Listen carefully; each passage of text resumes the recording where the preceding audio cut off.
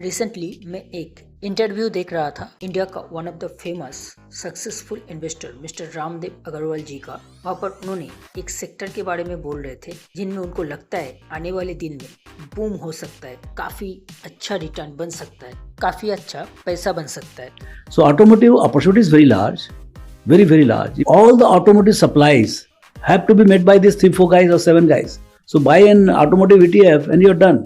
If the automotive boom has to happen, you'll mint money out there. So automotive, my sense is automotive boom is going to be pretty big. So that is how I look at sectors, सो अभी question है, क्या आने वाले 5-10 साल में भी ये सच में पैसा बना सकता है? तो इसके ऊपर मैंने एक स्टडी की जो कि शॉकिंग है। सो ऑटोमोटिव ईटीएफ्स क्या है? ऑटोमोटिव ईटीएफ में ऑटोमोबाइल इंडस्ट्री का जो टॉप कंपनी है उसे लेके ये ईटीएफ बना है। जैसे 2 व्हीलर है, 4 व्हीलर है, ऑटो कंपोनेंट जो कंपनी है, जैसे गाड़ी का कोई पार्ट्स बनाते हैं, बैटरी कंपनी जो बैटरी गाड़ी में लगता है, इसके साथ ईवी भी है।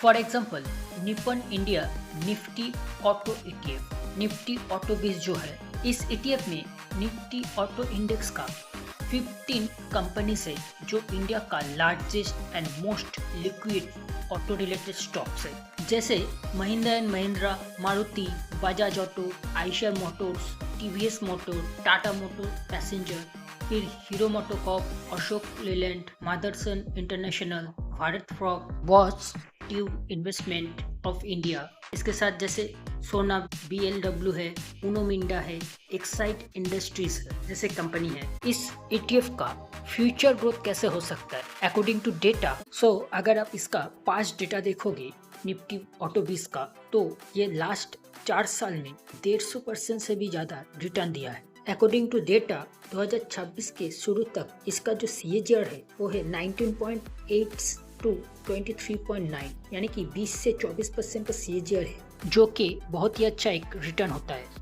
अगर आप इसे निफ्टी 50 का जो ETF है निफ्टी 20, उसके साथ कंपेयर करोगे तो आप देख सकते हो 2022 से निफ्टी का रिटर्न है लास्ट 4 साल में 60% और निफ्टी ऑटो 20 का रिटर्न है 150%। तो आप देख सकते हो कितना डिफरेंस है। अगर किसी ने 2022 में सेम टाइम में निफ्टी 20 में 1 लाख रुपया इन्वेस्ट करते तो आज वो 1 लाख 4 साल में 1,60,000 होता, 1,60,000। एंड वही 1 लाख अगर कोई निफ्टी ऑटो 20 में इन्वेस्ट करते उस टाइम तो वो 1 लाख अभी 2.5 लाख से भी ज़्यादा हो गया। तो आप समझ सकते हो कितना ज़्यादा डिफरेंस है। तो ये तो पास्ट रिकॉर्ड है, पास्ट डेटा है। फ्यूचर में इसका ग्रोथ कैसा होगा, कितना % ग्रो कर सकता है according to data based on current industry data, इसका जो CAGR है वो 12 से 16% का रेंज में होगा ओवर 5 इयर्स में। वाई ये फ्यूचर में क्यों ग्रो हो सकता है? देखो अभी इंडिया में पर कैपिटा इनकम ग्रो हो रहा है, मिडिल क्लास धीरे धीरे ग्रो हो रहा है, लोग मिडिल क्लास में आ रहे हैं। इसके साथ साथ लोन लेना भी काफ़ी इजी हो गया, आसानी से लोन मिल जा रहा है। तो कार खरीदने का जो डिमांड है वो इंक्रीज हो रहा है। जिन लोगों के पास कार नहीं है वो लोग अभी न्यू कार लेने के लिए सोच रहे हैं। जिन लोगों के पास छोटा कार है वो लोग अभी बड़ा कार खरीदने के लिए सोच रहे हैं। जो लोग के पास पेट्रोल डीजल का कार है तो वो लोग अभी EV में उसे कन्वर्ट करना चाहते हैं, EV लेना चाहता है। और जिनके पास बाइक और स्कूटी है वो लोग अभी और प्रीमियम प्रोडक्ट लेने के लिए सोच रहे हैं, जैसे रॉयल एनफील्ड जैसे प्रोडक्ट। तो इससे क्या हो रहा है, कार का जो डिमांड है वो इंक्रीज हो रहा है।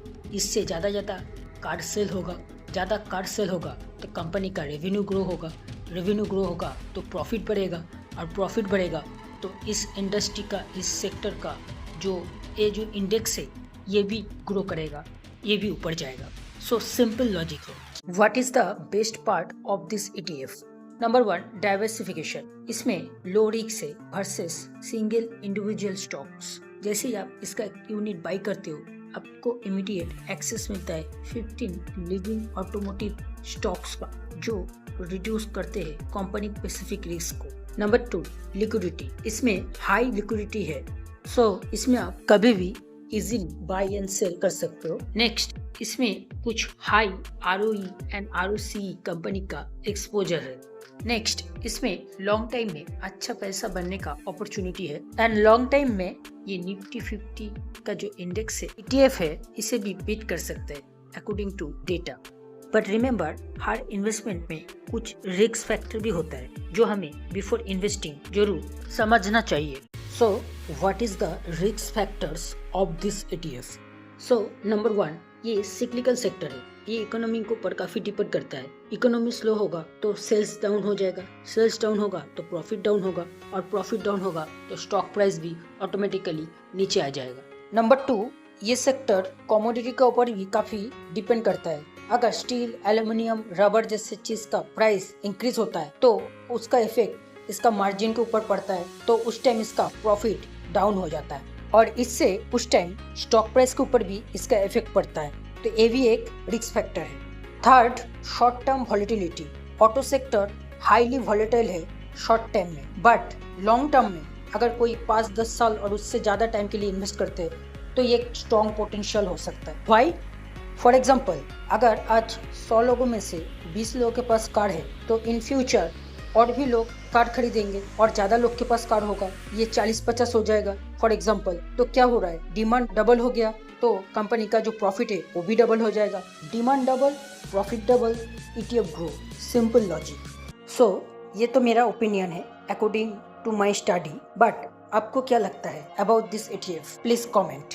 सो चैनल को सब्सक्राइब करके बेल आइकन को प्रेस कर देना, क्योंकि यहाँ पर आपको कोई थ्योरी नहीं रियलिटी मिलेगी विथ रियल लाइफ एग्जाम्पल।